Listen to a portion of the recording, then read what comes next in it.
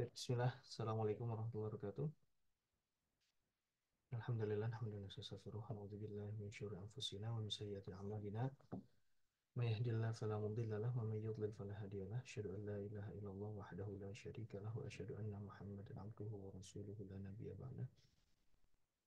Allahumma shalli wa sallim wa barik ala sayyidina Muhammad wa ala alihi wa sahbihi ajma'in amma ba'du. Alhamdulillah kita bisa bertemu kembali di kajian kitab Fathul Mu'in karangan Syekh Zainuddin Al-Madibari rahimahullah taala wa nafa'ana bi ulumi fid dharain. Terakhir pembahasan kita terkait dengan eh, ya wajibu ala muakhirin muakhiri wajibu ala muakhiri qada'in bila uzrin, ya, muddun likulli sanah, ya, muddun likulli sanah, ya, bahwa orang yang mengakhirkan kodok puasa, orang yang mengakhirkan kodok puasa sampai ketemu eh, Ramadan berikutnya, ya, maka dia bukan hanya mengkodok yang telah lalu saja, tapi juga diwajibkan untuk membayar satu mud, ya, satu mud, mudun likulli sanah, mud setiap tahun. Artinya misalkan dia hutangnya punya 10 hari, ya. Kemudian sampai Ramadan berikutnya belum diganti, maka 10 hari itu tetap harus diganti, ya. Dan setiap harinya itu dia harus membayar mut, ya. Berarti satu mut dikali 10 berarti 10 mut dia harus bayar, ya. 10 mut dia harus bayar. Kemudian jika itu terulang lagi sampai masuk ke Ramadan berikutnya, nah di madzhab Syafi'i itu kan ya takarraru bi takarruris sanah, ya. Ya takarraru bi takarruris sinin, ya. Itu eh, berlipat-lipat, ya, berlipat ganda jika dia atau dia moodnya ini bertambah, ya, jika dia bertambah tahunnya, gitu ya. Jadi misalkan kalau dia telat, belum mengkodok sampai 2 Ramadan berikutnya, berarti itu dikali 2 per harinya, ya.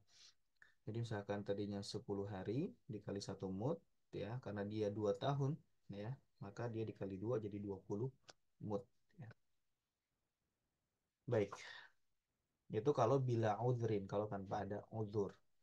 Adapun jika ada uzur seperti ka'anistamar safaruhu au maraduhu wa irda'uha ila qabil. Kalau misalkan dia senantiasa safar, ya, atau dia sakitnya itu menahun, ya, belum sembuh-sembuh, wa irda'uha ila qabil, atau dia menyusui sampai bertemu dengan Ramadan berikutnya, fala syai'a alaihi ma baqiyal udhru. Maka dia tidak ada kewajiban mud, ya, selagi masih ada uzur tersebut. Dia yang dia wajib lakukan adalah hanya untuk mengkodok puasanya saja, ya, karena dia ada uzur di situ, ya. Baik, kita sampai pada pembahasan itu, ya. Kita lanjutkan.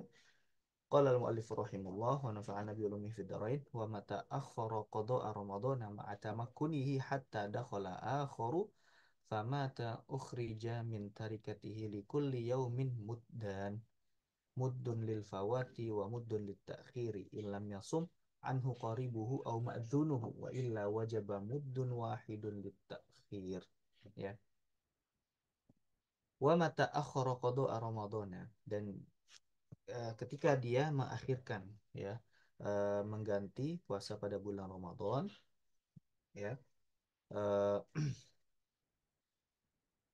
maka padahal dia mampu untuk mengkodok, ya, mengkodok puasa Ramadannya, jadi dia sudah ada rentang 1 tahun, ya, tapi dan dia ada kesempatan di rentang 1 tahun itu untuk mengkodok Ramadan, tapi dia tidak lakukan, ya, hatta dakhala akhir, sampai masuk bulan Ramadan berikutnya,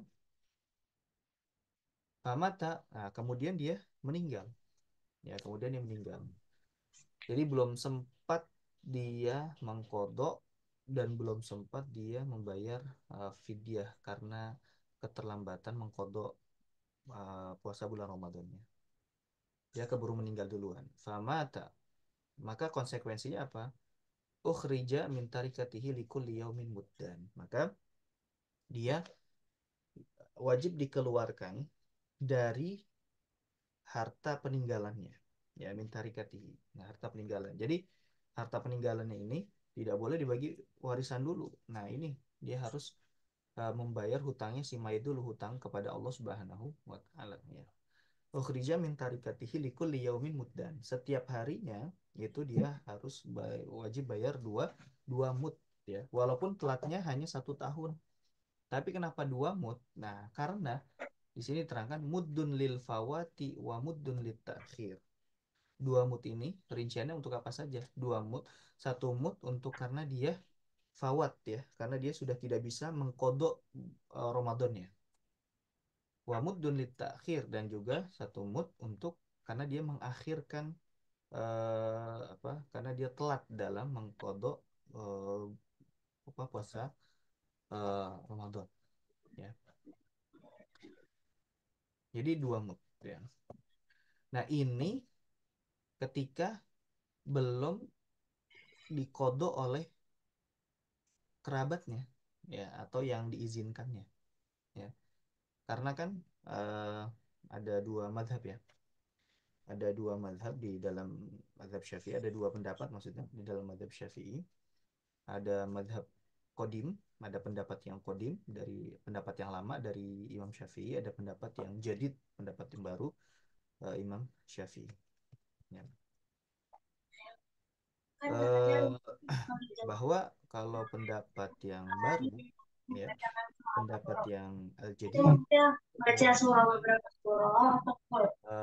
mewajibkan ini ya, apa namanya, mewajibkan hanya untuk bayar fidyah saja kalau dia meninggal dan belum sempat untuk mengkodok Ramadan ya. Sedangkan madhab Qadim atau madhab yang lama dari madhab Imam Syafi'i menyatakan bahwa tidak maksudnya itu pilihan ya, tidak wajib harus membayar fidyah dari harta peninggalannya, bisa digantikan atau dikodok puasanya oleh siapa? Oleh kerabatnya atau yang diberikan izin puasa oleh si mayit ya. Misalkan mayit, saya ini punya utang diberi ya, mohon untuk gantikan puasa saya sebelum misalkan sebelum meninggal yang mewasiatkan itu ya. Baik. Jadi muddun lil fawati wa muddun lit akhir. 1 mud karena dia tidak bisa untuk mengkodok bulan Ramadannya lagi karena sudah meninggal ya. Wa muddun lit akhir dan 1 mud karena dia mengakhirkan kodok puasa sampai masuk ke tahun berikutnya. Nah, ini dengan catatan ilam yasum anhu qaribuhu au ma'dzunuhu. Jika dia jika kodok puasanya itu belum diganti oleh siapa? Oleh kerabatnya atau yang diizinkannya. Ya, atau yang diizinkan ya. Berarti ini pakai pendapat yang lama ya, pakai mazhab qadim. Karena mazhab qadim itu tidak la yata'ayyan, la yata'ayyanul it'am. Ya, la yata'ayyanul it'am tidak wajib atau tidak harus itu bayar fidyah. Jadi boleh dia digantikan oleh siapa? Kerabatnya. Enggak Ya, juga. kalau Kenapa? tidak Apa? eh, Kan ya, kalau tidak belum diganti oleh kerabatnya, belum dikodok oleh kerabatnya, maka wa illa wajib mudun, dia wajib untuk membayar mud dari harta peninggalannya. Mudun wajibun lit takhir. Cuma 1 mud saja yang wajib untuk dibayarkan fidyahnya, yaitu dengan alasan apa? Karena dia mengakhirkan bulan Ramadan. Adapun masalah puasanya itu kan sudah diganti oleh siapa? Oleh kerabatnya. Ya. Baik, lanjut ke halaman selanjutnya.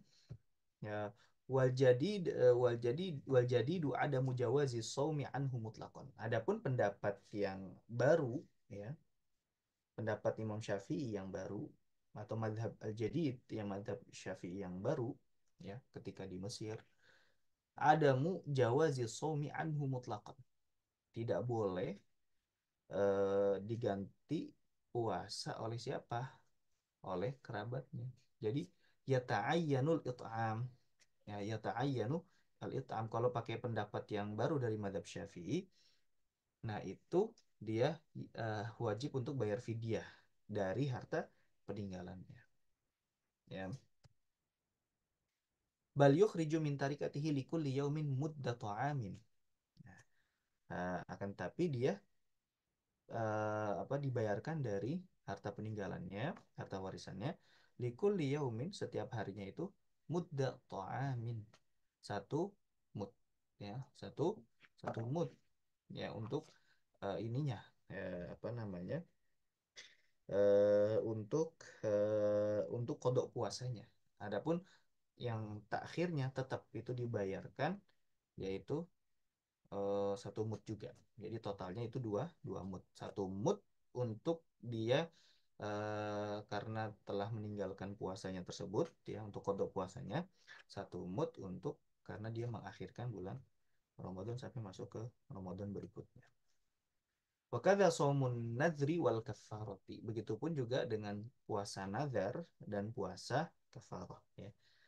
Kafarah. Jadi puasa nazar dan puasa kafarat.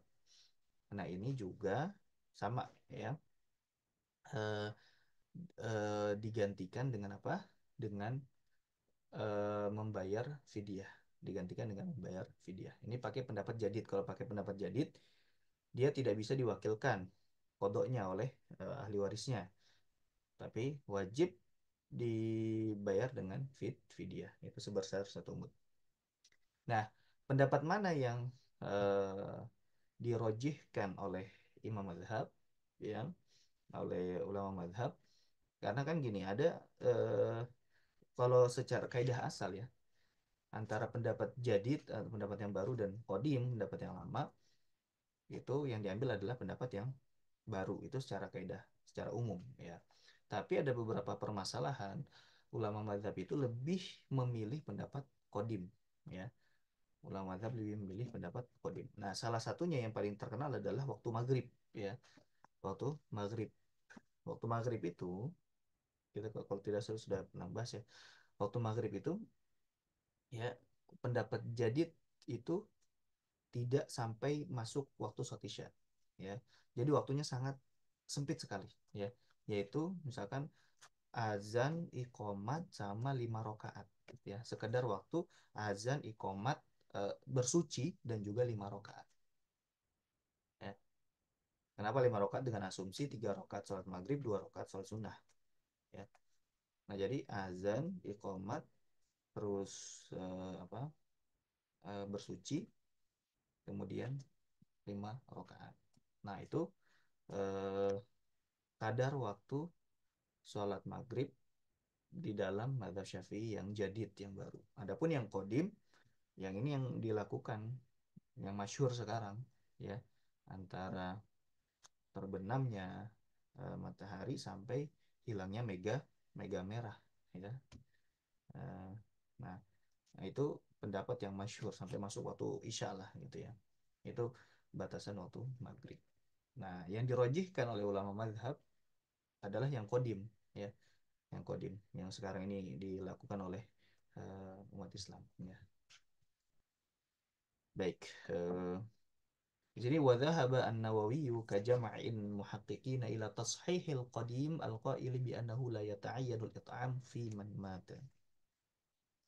Nah, dan Imam Nawawi berpendapat, ya, eh, apa, ka jam'in muhaqqiqin, sebagaimana ulama, sebagian ulama yang ahli tahqiq, ya, dalam mazhab Syafi'i, ila tashihil qadim, yaitu membenarkan pendapat Imam Syafi'i yang qadim, ya. Berarti merojihkan yang qadim, yang lama, al-qaili, yang menyatakan bahwa bi annahu la yata'ayyanul it'am, tidak harus membayar fidyah fiman mata, yang telah meninggal. Bagi yang meninggal tidak harus membayar fidyah dari harta peninggalannya, ya.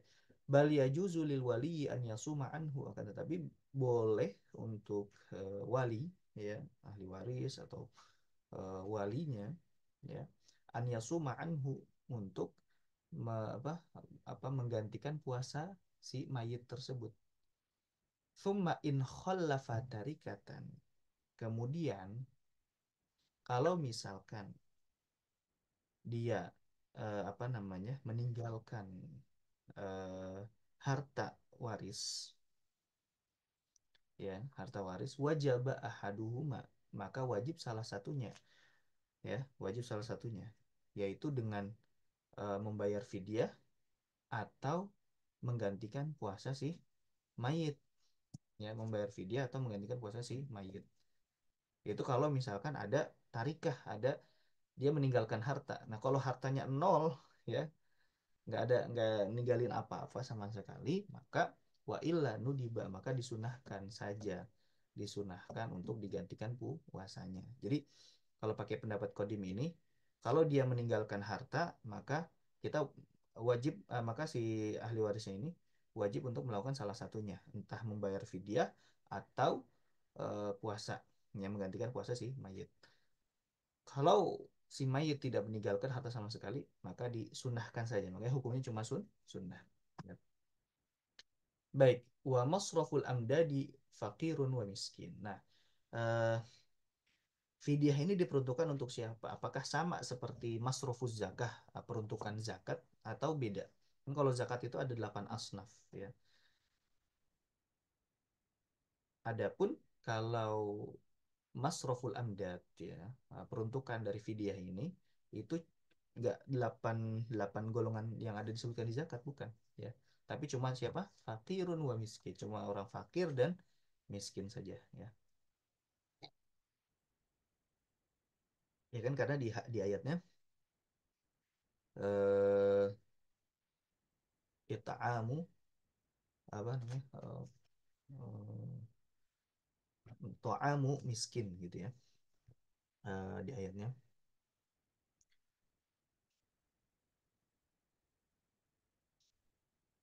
ya. Wa 'alal ladzina yutiqunahu fidyatun ta'amu miskin. Ya, wa 'alal ladzina yutiqunahu fidyatun ta'amu miskin. Dan bagi yang tidak mampu berpuasa, ya, maka dia wajib membayar fidyah, yaitu memberi makan orang miskin, ya. Dan ta'am di situ kita sudah singgung, bukan makanan yang sudah jadi, ya, tapi makanan yang belum jadi atau makanan pokok, ya. Memang ada pendapat yang menyatakan bahwa to'am di situ adalah makanan yang sudah jadi atau kimahnya atau setara dengan itu. Itu memang ada pendapat ini yang dipakai oleh Baznas, ya. Makanya perhitungannya agak tinggi itu untuk fidyah, ya. Tapi kalau di dalam mazhab Syafi'i, to'am di situ adalah laisa to'aman jahis, bukan bukan makanan yang sudah jadi, tapi yang belum jadi, ya, yang masih beras, ya, gandum, ya. Jadi makanan pokok dia, ya, makanan makanan pokok. Eh, Kenapa? Karena kan ini diperuntukkan untuk orang miskin. Nah, orang miskin ini ketika disodorkan makanan jadi, dia otomatis dia harus makan itu, gitu, ya. Tidak ada pilihan untuk menyimpannya kah atau untuk menjualnya kah? Dia tidak ada pilihan. Tapi kalau misalkan masih beras mentah, ya, belum jadi makanan, nah itu dia bisa punya pilihan untuk disimpan, ya, atau untuk dijual kembali, ya. Nah, itu bisa. Baik, walahu sorfu amdadin liwahidin. Nah, di sini boleh kita menyerahkan fidyah ini, misalkan kita ada kewajiban fidyahnya itu sebanyak 10 mud, karena misalkan 10 hari, ya. Nah, 10 mud ini boleh diserahkan kepada satu orang saja. Ya, jadi walahu sorfu amdadin liwahid. Boleh diserahkan ke satu orang saja. Tidak perlu harus satu mud satu orang gitu. Satu mud satu orang, enggak. Jadi boleh eh, total fidyahnya itu diserahkan ke satu orang saja. Ya, baik. Selanjutnya faidah. Ini ada faidah atau Pembahasan tambahan ya. Man mata wa alaihi salatun fala qada'a wala fidyah. Barang siapa yang meninggal dan dia ada kewajiban, ada hutang salat, ya. Fala qada'a wala fidyah, maka tidak perlu untuk dikodok oleh ahli warisnya atau walinya, wala fidyah, dan juga tidak perlu dibayarkan fidyah. Jadi tidak ada kewajiban, ya, tidak ada kewajiban bagi ahli warisnya. Jadi karena itu tanggungannya siapa? Tanggungannya si mayit, nanti dia pertanggungjawabannya di hadapan Allah Subhanahu wa taala. Dan ini pendapat yang rojih, ya, pendapat yang rojih di dalam mazhab Syafi'i. Fala qada wala fidyah, enggak ada tuh qada, enggak ada tuh fidyah, ya. Eh berarti pakai pendapat yang rojih ini, kodok pun jika dikodok sholatnya ataupun dibayarkan fidyahnya atas sholat yang ditinggalkan itu, ya ini tidak sah gitu ya. Kalau menurut pendapat yang rojih, artinya berarti ada pendapat yang lain, iya. Dan itu yang banyak dilakukan oleh masyarakat kita, ya, masyarakat kita. Tapi jangan sampai ada anggapan di orang awam bahwa udahlah nggak apa-apa lah, saya tinggalin sholat gitu ya. Saya tinggalin sholat, nanti toh saya tinggal siapin aja buat bayar fidyah. Nah itu anggapan yang salah gitu. Walaupun ada pendapat itu, tapi anggapan apa namanya, anggapan ini sangat salah ya. Ya karena eh, kenapa? Kita nggak tahu apakah fidyahnya ini diterima seandainya pendapat yang kedua ini benar ya, dan itu benar di hadapan Allah gitu misalkan. Ya, tapi belum tentu fidyahnya ini bisa menjadi apa namanya, pengganti dari si sholatnya, gitu kan. eh, jadi ya tidak ada jaminan, gitu lah, tidak ada jaminan kan. Di hadis juga diterangkan gitu, awalu ma yuhasabu bihil abdu as-shalah. Hal pertama yang paling pertama dihisap seorang hamba adalah perkara sholatnya, ya. Dan di hadis yang lain dikatakan idza soluhat soluhal amalu kullu, ya, kalau misalkan sholatnya ini baik maka baik semua amalannya. Idza fasadat fasadal amalu kullu. Jadi kalau dia sholatnya rusak maka amalan yang lain juga ikut rusak gitu ya. Ya, itu yang perlu dipahamkan di masyarakat khususnya awam ya. Mungkin yang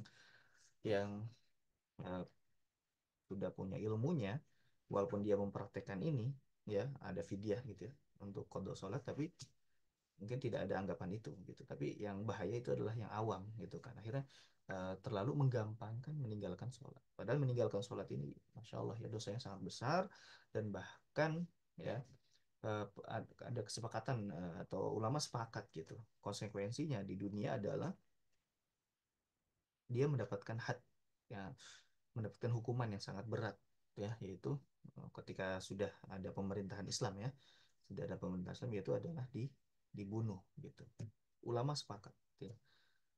Nah, sepakat situ ulama berbeda pendapat apakah dibunuhnya ini karena dia telah keluar Islam atau dia masih di dalam Islam, atau karena itu cuma hudud saja gitu ya. Nah, itu ada perbedaan pendapat di situ, tapi ulama sepakat, ya, setelah misalkan dimintai taubat gitu kan oleh hakim, dia harus taubat dan dia harus mengkodok. Kalau dia nggak mau juga, sudah dimintai taubat dan dia nggak mau juga untuk mengkodok sholatnya, nah itulah baru nanti dihukum, ada had di situ, ya. Itu saking besarnya perkara sholat. Dan eh, Nabi gitu ya, Nabi Muhammad SAW itu menyatakan dalam hadisnya al ahdu bainana wa bainahum sholat, bahwa perbedaan antara kita bagi umat Islam dengan mereka, ya, dia yang di luar Islam itu adalah as-shalah, perkara sholat, ya. Jadi apa namanya, jangan sampai ada gitu ya, miss dalam eh, memahami perkara ini. Walaupun memang ada pendapat, iya ada pendapat, bukan, tapi bukan berarti jangan sampai disalah artikan gitu ya. Dan ini yang menjadi tugas kita gitu kan. Baik.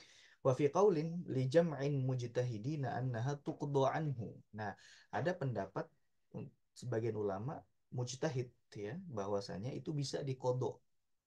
Ya, itu bisa dikodok. Li khabaril Bukhari, berdasarkan hadis dari Imam Bukhari. Nah, tapi kayaknya ini berkaitan hadis yang dari Imam Bukhari yang ada di Sahih Bukhari ini berkaitan dengan puasa ya. Nah, makanya di sini dikasih notis ya. Wa huwa fi shaumi la shalah. Dan ini hadisnya berkaitan dengan puasa bukan sholat. Yaitu soma anhu waliyuhu. Ya, hadis yang berkaitan dengan puasa itu ya orang yang meninggalkan uh, puasa, punya hutang puasa, maka hadisnya apa? Soma anhu waliyuhu. Digantikan oleh walinya gitu. Soma anhu waliyuhu. Nah, tapi di situ disebutkan di khobaril Bukhari ya, bukan maksudnya ada hadis tertentu, ada hadis khusus yang menyatakan boleh diganti sholatnya enggak, tapi dikiaskan maksudnya orang yang mualif itu ya, maksudnya dikiaskan ke permasalahan yang ada di dalam hadis yaitu puasa ya. Kan puasa itu boleh digantikan oleh walinya atau ahli warisnya. Nah, begitupun juga dengan sholat karena kan dia sama-sama apa? Sama-sama ibadah. Nah, gitu. Ya, sama-sama ibadah. Walaupun kias di sini ya kias ma'al farik ya. Kias ma'al farik. Kenapa kias ma'al farik? Karena kias ma'al farik itu apa? Kias itu analogi yang tidak bisa dianalogikan. Kenapa? Karena ada pembeda, ada pembedanya. Kenapa ada pembeda? Karena gini, al aslu fil ibadat itu apa? Al aslu fil ibadat itu adalah tawakuf. Bahwasanya permasalahan dalam ibadat secara asal dalam beribadah itu adalah tawakuf. Ya, tawakuf itu harus bersumber dari syariat. Ya, kita tidak bisa menganalogikan gitu. Nah, jadi ketika dan secara asal ibadat itu adalah dia adamun niyabah ya. Al aslu fil ibadati adamun niyabah. Secara asal ibadah itu tidak bisa diwakilkan ya. Secara asal ibadah itu tidak bisa diwakilkan. Nah, makanya ketika dia keluar dari al aslu, keluar dari hukum asal, nah itu butuh dalil. Ya, itu butuh dalil. Nah, yang ada dalilnya adalah haji dan juga puasa. Ya, haji dan juga puasa. Sedangkan sholat, nah ini tidak ada dalilnya. Ya, dia tidak ada dalilnya. Maka di sini ada pembedaan. Nah, ketika tidak ada dalil khususnya, maka tidak bisa dikiaskan. Gitu. Maka di sini tidak bisa dikiaskan. Kecuali memang ada dalilnya secara khusus gitu ya. Nah, ini tidak ada dalil secara khusus, maka kias tidak bisa bermain di sini. Ya. Wa min thamma ikhtarahu jam'un min a'immatina. Oleh sebab itu maka ini pendapat ini dipilih. Maksudnya pendapat yang boleh sholat itu dikodok oleh ahli warisnya itu dipilih oleh sebagian ulama dari ulama madhab Syafi'i.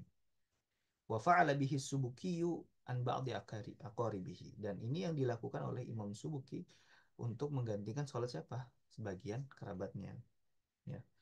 Wa naqala ibnu Burhanin anil qadimi annahu yalzamul waliya in khallafa tarikatan an yusalli anhu kasawmi wa fi wajhin alaihi kathiruna min ashabina annahu yuta'imu an kulli salatin muddan ya.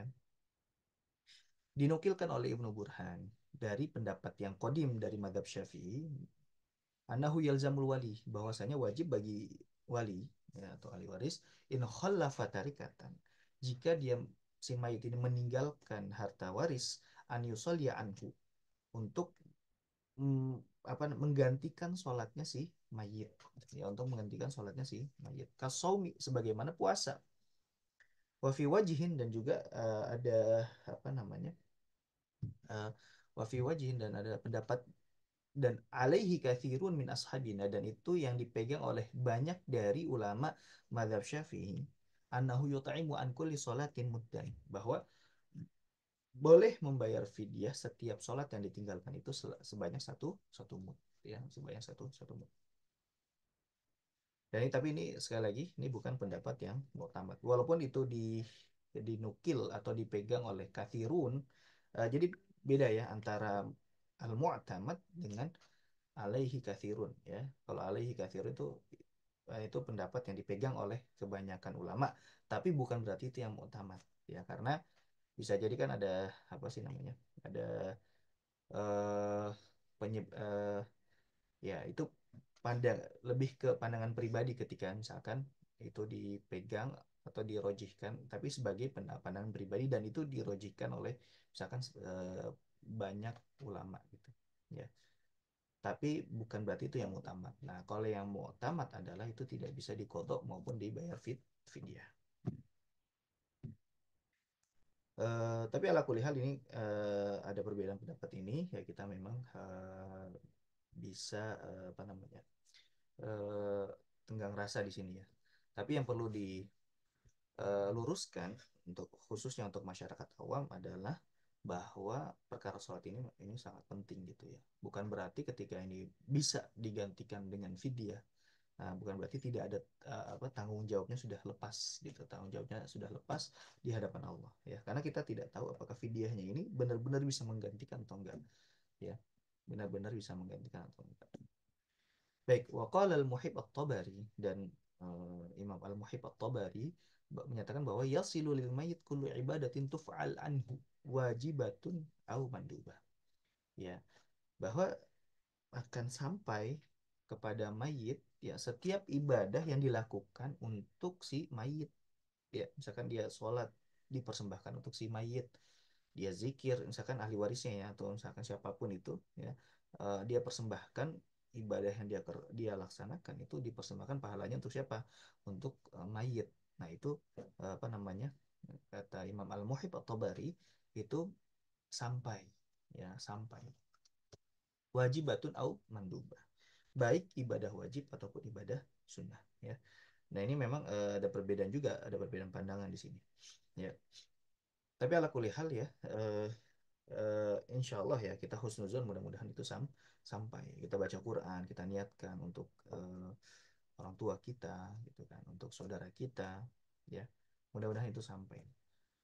Kalau yang ijma ulama ya, walaupun memang eh, pandangan Imam Syafi'i terkait dengan apakah baca Quran itu sampai atau tidak, itu yang rojihnya memang tidak sampai. Tapi itu di apa sih namanya, ditaksis ya, atau diinterpretasi ulang oleh atau ditakwil gitu ya, oleh siapa, oleh para ulama mazhab Syafi'i. Pendapat tersebut adalah jika itu tidak di apa namanya, atau jauh gitu ya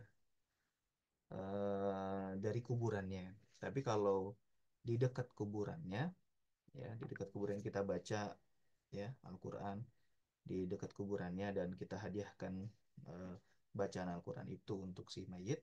Nah, menurut apa namanya, ulama madhab Syafi'i itu sampai ya. Jadi ditakwil pandangan Imam Syafi'i tersebut, yaitu maksudnya adalah ketika itu tidak dilakukan di hadapan si mayit. Tapi kalau itu dilakukan di hadapan si mayit maka itu sampai ya. Sebagaimana doa. Kalau doa kan ini sudah ijma ya.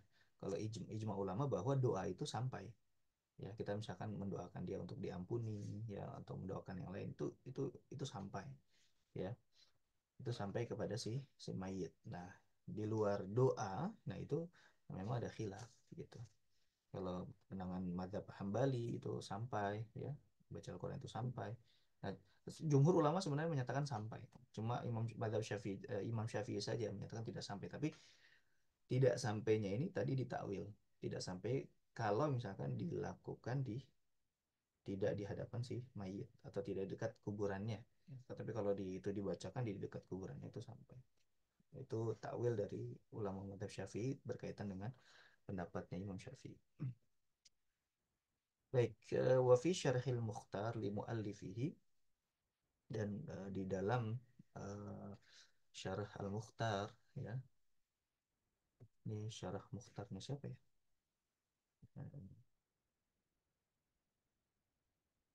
Apakah al-mukhtar madhab Hanafi atau madhab Syafi'i? Saya belum paham ini. Madhab Syafi'i atau madhab Hanafi. Tapi ala kulli hal ya, kita coba baca di sini ya. Apa? Wa madhabu ahli sunnah anna lil insani, anna lil insani habis. Oke, perlu ke bawah lagi. anna lil insani an yaj'ala thawaba amalihi wa salatihi li ghairihi. Ya. Jadi bahwa oh ya betul, al-mukhtar li ta'li al-ikhtiyar li ta'lilil mukhtar ya. Berarti al-ikhtiyar li ta'lilil mukhtar betul. Berarti untuk mazhab Hanafi ya. Ya, syukran. Ya. Al-ikhtiyar li ta'lilil mukhtar. Berarti syarhul mukhtar maksudnya al-ikhtiyar li ta'lilil mukhtar itu apa namanya? eh, Kitabnya cukup ringkas dan kalau mau mempelajari mazhab Hanafi pakai kitab itu cukup lah ya insyaallah. Al-ikhtiyar li ta'lilil mukhtar dan itu juga disebutkan di kitabnya apa namanya Syarah Tahawiyah ya, Ibn Abil Iz ya, Syarhu Tahawiyah. Nah, itu juga disebutkan bahwa memang amal apa namanya eh ketika kita mengirimkan bacaan di Al-Qur'an ataupun yang lainnya itu sampai ya karena memang itu mu'tamad madzhab Syafi'i. Ibnu Abil Iz ya pengarang syarah At-Tahawiyah itu kan madzhabnya Hanafi gitu ya. Kalau di madzhab Hanafi memang mu'tamadnya dia sampai ya sampai. Nah kata pengarang itu ya Al-Ikhtiyar li Ta'lil Al-Mukhtar mengatakan bahwa ini madhabu ahli sunnah ya pendapat ahli sunnah annalil insan bahwasanya manusia boleh an yaj'ala thawaba amalihi mengirimkan atau meniatkan pahala amalan yang dia lakukan wasolatihi dan solatnya yang dilakukan li ghairihi untuk orang lain ya, ya. Wayasiluhu dan ini poinnya wayasiluhu dan itu sampai ya dan itu sampai ya eh insya Allah ya kita husnuzon mudah-mudahan memang sampai gitu ya. Eh, Kalau misalkan nanti bertentangan dengan hadis ini in qata amaluhu illa min salat ya kullu bani adam in qata amaluhu illa min salat setiap ibnu Adam terputus amalannya kecuali tiga perkara ya terputus amalannya kecuali tiga perkara. Nah sebenarnya itu tidak bertentangan dengan hadis ini karena di hadis tersebut ya yang termansus yang ternos di hadis tersebut adalah amaluhu amalannya terputus memang amalannya terputus tapi bukan yang terputus adalah amalu ghairihi bukan amalan orang lain ya amalannya yang terputus iya dan dia tidak bisa untuk memperbanyak amalannya lagi ya tapi kalau orang lain menghadiahkan pahala untuk si mayit apakah bisa apa enggak nah ini enggak disebutkan di dalam hadis ya karena yang disebutkan dalam hadis adalah in qata amalu amalannya saja yang terputus ya jadi tidak ada pertentangan makanya jumhur ahli sunnah mayoritas ahli sunnah itu menyatakan itu sampai ya amalan apapun ya amalan amalan apapun.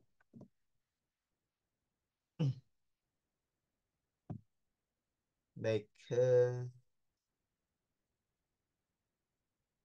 baik selanjutnya wasunna li shaimin wasunna li shaimi ramadhana wa ghairihi tasahhur nah ini pembahasan baru lagi ya wasunna li shaimi ramadhana wa ghairihi tasahhur dan disunahkan bagi yang hendak puasa Ramadan ataupun puasa yang lainnya puasa sunnah puasa wajib nazar puasa kafarat ataupun ya puasa sunnah lainnya tasahurun ya wajib disunahkan untuk sahur wa ta'khiruhu ma lam yaqa' fi syakkin dan disunahkan pula untuk diakhirkan malam ya kok fi syakin ya kalau selagi dia tidak ragu apakah ini masih waktu eh, malam atau sudah terbit fajar sodik ya jadi disunahkan untuk diakhirkan tapi jangan sampai dia menyebabkan dia keraguan gitu makanya eh,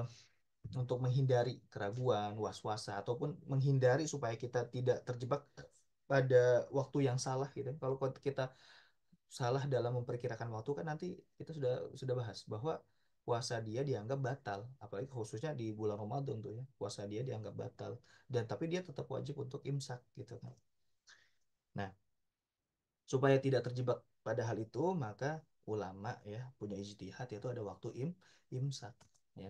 10 menit sebelum adzan itu dia apa namanya? Disunahkan untuk dah siap-siap ya, siap-siap dia mau memasuki waktu subuh gitu.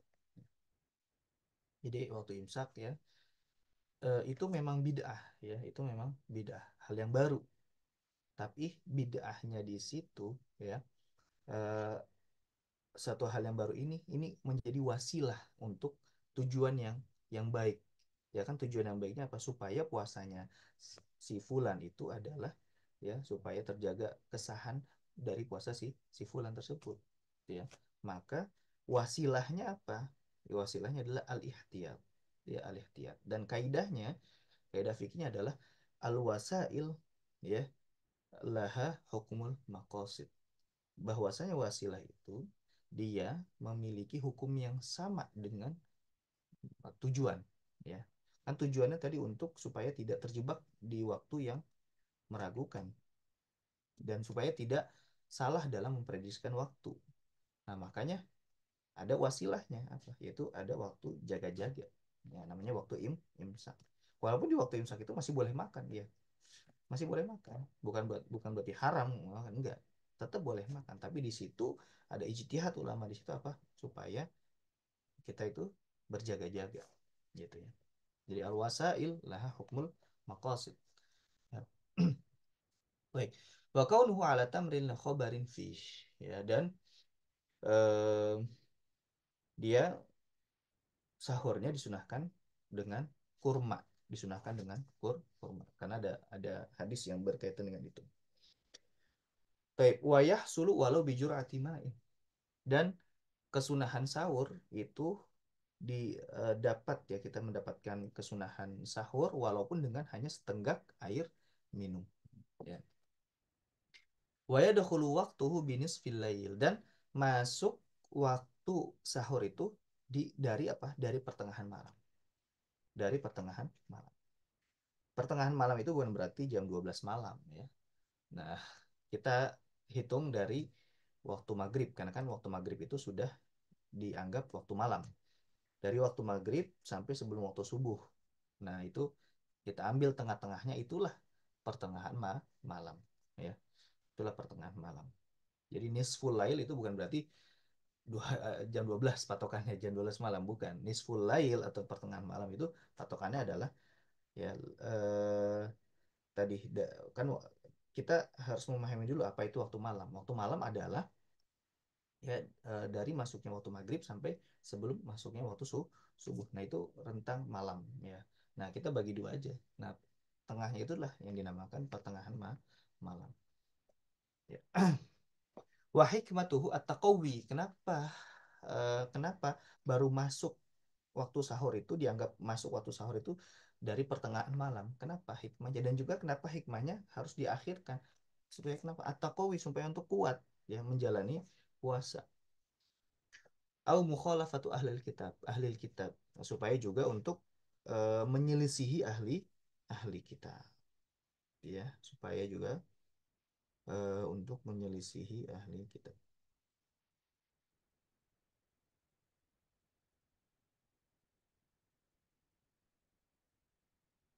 ya. Wajihan wa hikmatuhu at-taqawi au mukhalafatu ahli kitab wajihan. Jadi apakah hikmahnya untuk kita kuat dalam menjalani puasa atau menyelisih ahli kitab? Nah itu ada dua pendapat ya, ada dua pendapat.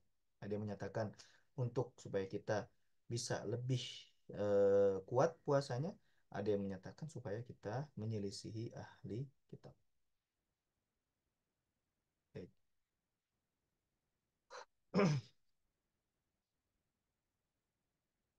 Taib wa sunnah tatayyubun waqta saharin, dan disunnahkan ya memakai wangi-wangian ya ketika waktu sahur ya, ketika waktu sahur.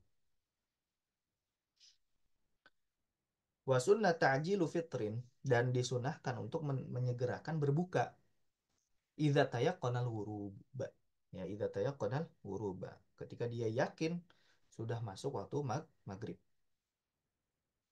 Wa yu'rafu fil umrani was sahara allati biha jibalun bizawali syu'a'i min a'alil hitan wal jibal, dan diketahui di apa namanya, di pemukiman, begitu juga di di gurun ya, allati biha jibal, yang ada gunungnya, di gurun yang ada gunungnya, bizawali syu'a, dengan hilangnya apa sih namanya, eh, semburat ya, syua itu semburat cahaya gitu ya, min alil hiton wal jibal, dari atas gedung ataupun dari atas gunung ya.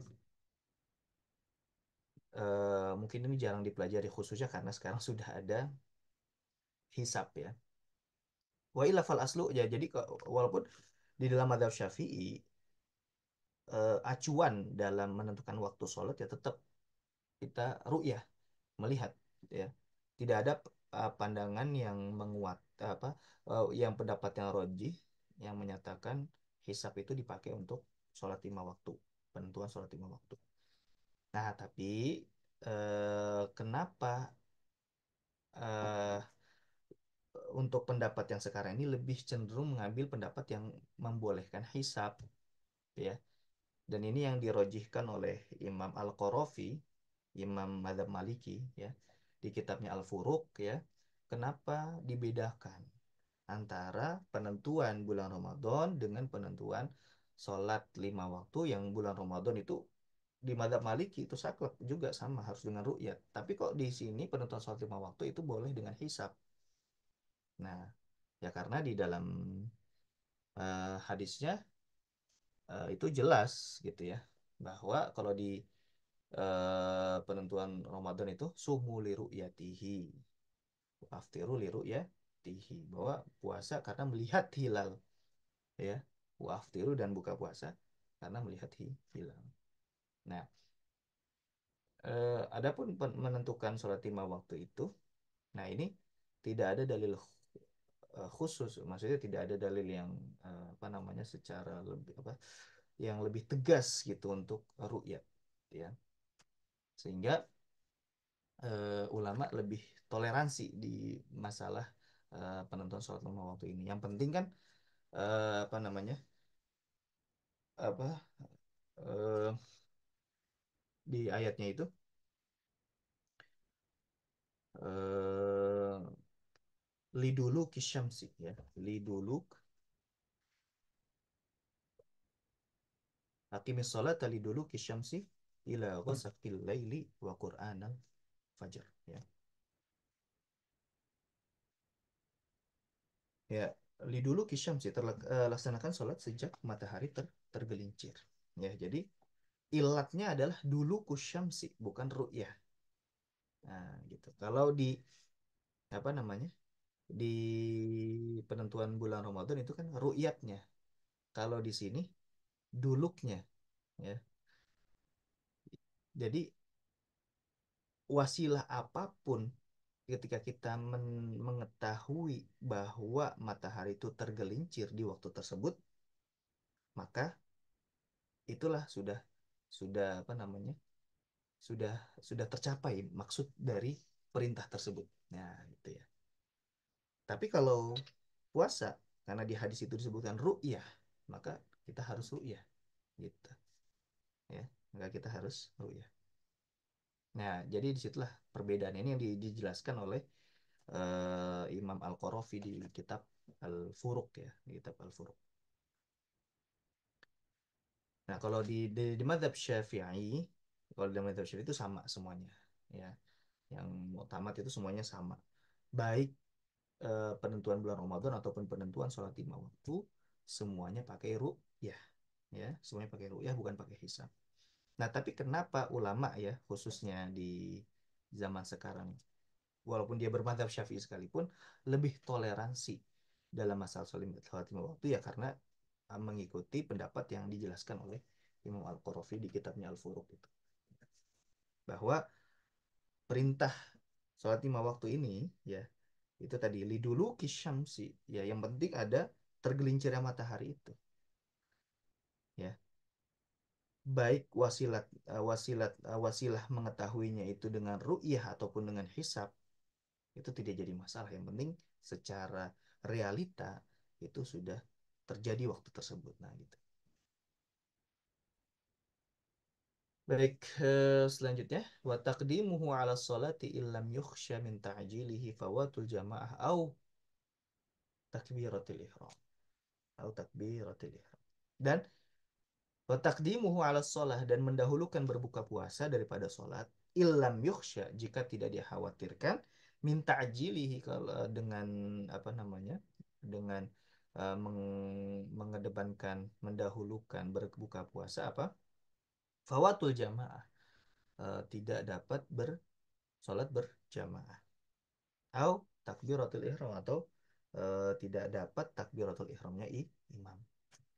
Nah, kalau seandainya dia berbuka puasa dulu ya, tapi insya Allah masih bisa dapat jamaah dan juga takbiratul ihramnya imam, maka dia buka puasa dulu. Ya. Alhamdulillah sih sekarang kalau di masjid-masjid kan ada waktu, space waktu ya, ada space waktu untuk kita berbuka puasa.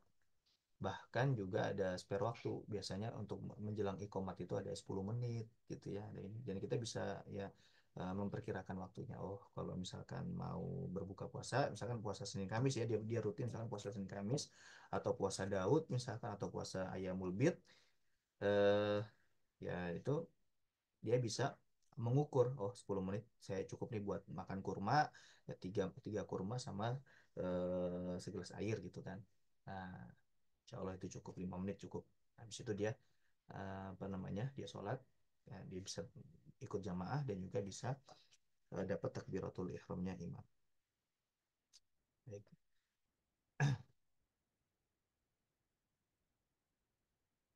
Eh,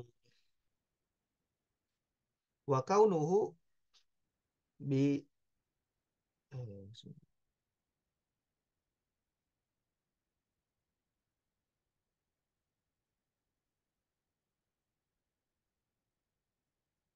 ya. Kemudian selanjutnya wa kaunuhu bitamrin ya. Wa kaunuhu bitamrin lil amri bihi dan disunahkan buka puasa itu dengan kurma ya. Eh, kurma apapun ya. Mau kurma yang muda, kurma tua, kurma basah, kurma kering ya. Kurma yang manapun.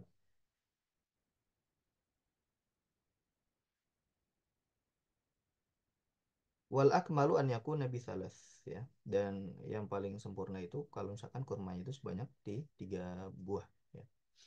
Fa'ilam yajiduhu fa'ala hasawati ma'i. Kalau misalkan nggak ada kurmanya nggak ada maka kemudian beberapa tenggak air ya. Walau min zam-zam. Walaupun dari air zam-zam.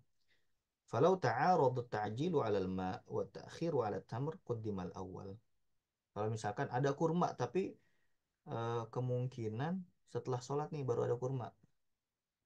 Kalau mau sebelum sholat cuma ada air saja.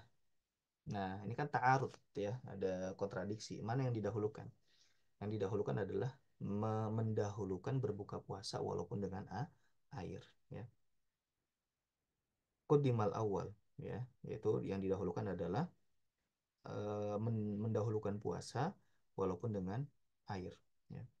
Fi mastadharuhu syekhuna yang mana yang dirojihkan oleh Syekh kami atau Ibnu Hajar al-Hitami.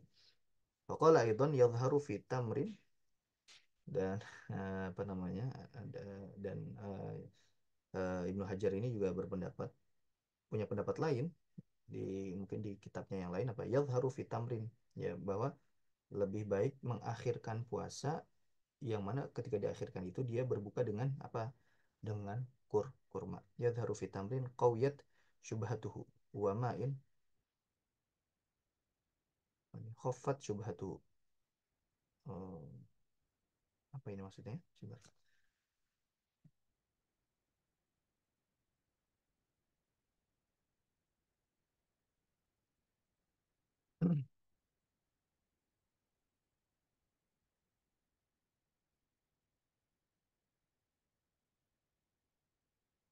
Oh, afwan, bukan bukan yang tadi saya sampaikan. Ya. Yadharu fi tamrin qawiyat syubhatuhu wa ma'in khaffat syubhatuhu annal ma'a afdal. Dan berkata Imam Ibnu Hajar, ya, yadharu fi tamrin qawiyat syubhatuhu, bahwa ketika ada kurma, yang kurma ini syubhat, ya, lebih jelas syubhatnya, wa ma in khaffat syubhatuhu, dan air tapi dia syubhatnya itu sedikit, ya. Nah, yang lebih dikedepankan mana? Kita dihadapkan dua. Kurma ini nggak tahu, nggak jelas ini miliknya siapa, apakah ini milik umum atau ini milik pribadi gitu kan. Kalau air ini eh, nggak jelas tapi ada pendukungnya. Oh, ini kayaknya milik umum. Nah, jadi yang lebih kuat syubhatnya ini yang kurma. Nah, kalau kondisi seperti ini, mana yang didahulukan? Apakah berbuka dengan kurma atau berbuka dengan air? Nah, ini sini annal ma'a afdol. Yang lebih didahulukan adalah dia berbuka dengan air.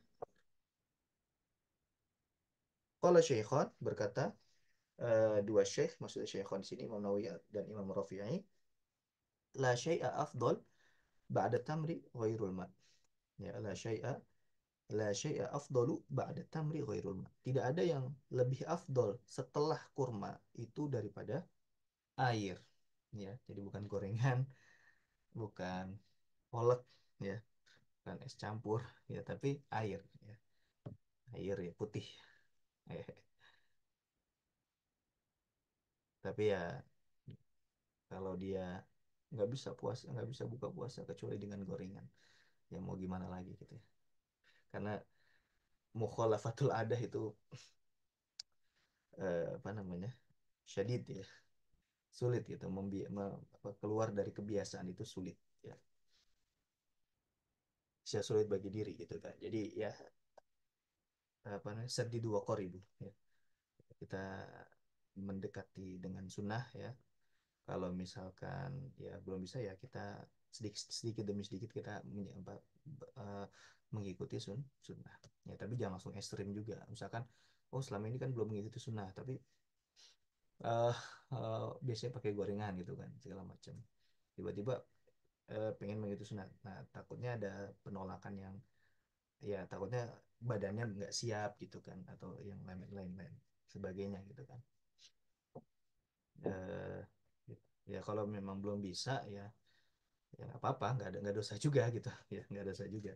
Tapi memang yang paling afdol adalah, ya, setelah kurma adalah air. Faqaulu Ruyani, adapun pendapatnya Imam Ruyani, al-hulu afdolu minal ma dhaif, bahwasanya sesuatu yang manis itu lebih afdol daripada air, itu adalah pendapat yang lemah. Ka qaulil Azra'i, sebagaimana pendapatnya Imam Azra'i, az-zabibu akhut tamri, sebagaimana pendapat Imam Azra'i bahwa kismis itu adalah ya, saudaranya kurma, artinya hukumnya sama seperti kurma. Nah, itu juga pendapat yang doif, ya, itu pendapat yang doif. Wa inna madzakaruhu, adapun kenapa Imam Adzhari itu menyebutkan pandangan tersebut, ya, litayassurihi ghaliban bil Madinah, karena kismis lebih banyak ditemukan di Madinah, ya, gitu, di perkotaan atau Madinah. Madinah ini maksudnya Madinah Munawwarah atau perkotaan, ya. Kita lihat di keterangannya di sini.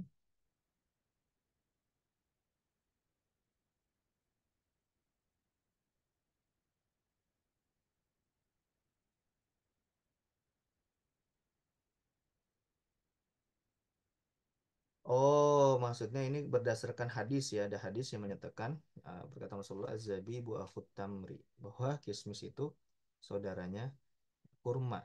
Nah, kemudian Imam Adzra'i menyimpulkan bahwa karena ada hadis tersebut, ada pernyataan dari Rasulullah tersebut, jadi seakan-akan kismis itu bisa menggantikan kurma. Nah, tapi kenapa eh, ulama madhab Syafi'i menyatakan pendapat ini lemah?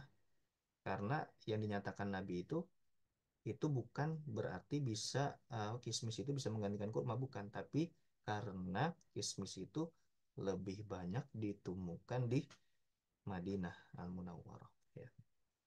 Baik. Yusanu an yakula akibal fitri, dan disunnahkan membaca doa ketika setelah berbuka.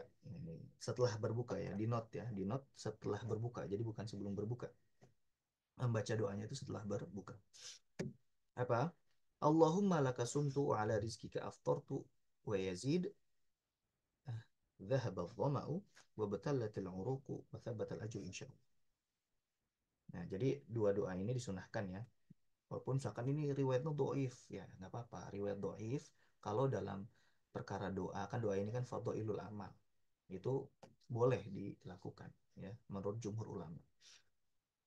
Digabungkan dua doanya, Allahumma lakasumtu ala rizkika aftartu. Mau ada tambahan bi rahmatika ya arhamar rahim itu juga boleh ya, karena nggak bertentangan ya. Nggak ada bertentangan dengan akidah ataupun masalah yang lain gitu ya. Terusnya dhahabadh dhama'u ditambah lagi dhahabadh dhama'u wa batallatil uruqu wa thabatal ajru insyaallah, khususnya yang membuka puasa dengan air ya. Karena kan maknanya ini relate dengan orang yang berbuka puasa dengan air. Dhahabadh dhama'u, hilang dahaga, wa batallatil uruqu ya, basah kerongkongan, wa thabatal ajru, dan pahala itu tetap insyaallah ya. Dan ini akibal fitri ya, setelah berbuka. Kalau sebelum berbuka ya baca bismillah ya, kan itu kan sunahnya gitu, baca bismillah dulu berbuka, habis itu baru baca doa.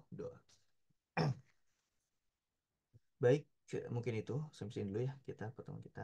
Mudah-mudahan apa yang disampaikan bermanfaat, kurang lebihnya mohon maaf. Hadani Allah wa iyyakum ajma'in. Kita tutup dengan baca hamdalah dan doa kafaratul majelis. Alhamdulillahirabbil alamin. Subhanakallahumma wa bihamdika asyhadu an la ilaha illa anta astaghfiruka wa atubu ilaik. Assalamualaikum warahmatullahi wabarakatuh.